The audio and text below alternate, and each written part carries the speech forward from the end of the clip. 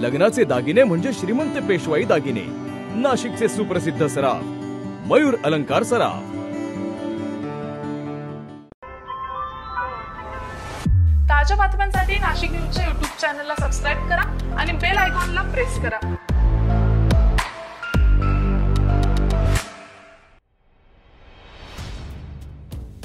विधान परिषदेच्या नाशिक विभागीय शिक्षक मतदारसंघाचा प्रतिनिधी कोण याचा फैसला आज होत आहे।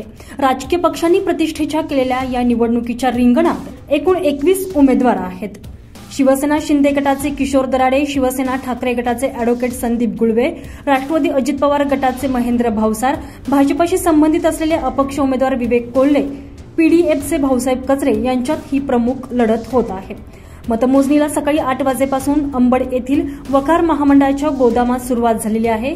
29 टेबलवर मतमोजणी सुरू असून प्रत्येक टेबलवर 6 असे 180 कर्मचारी मतमोजणी करतात। तसेच मतमोजणीच्या ठिकाणी चोख पोलीस बंदोबस्त तैनात ठेवण्यात आलेला आहे। या भागात समर्थकांना वाहन पार्किंगसाठी जागा उपलब्ध करून देण्यात आलेली असून 1 किलोमीटर दूरपर्यंत प्रवेश बंद ठेवण्यात आलेला आहे। मतमोजणीला प्रारंभ करण्यापूर्वी प्रथम 5ही जिल्ह्यातील मतपत्रिकांची सरमिसळ करण्यात आलेली आहे।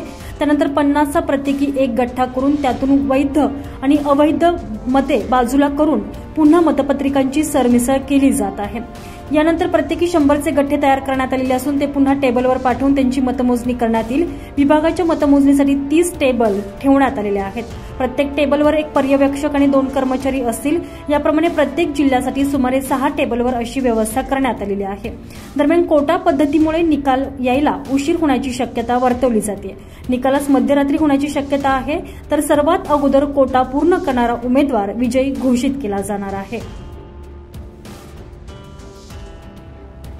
संजय परमार, नाशिक न्यूज, नाशिक।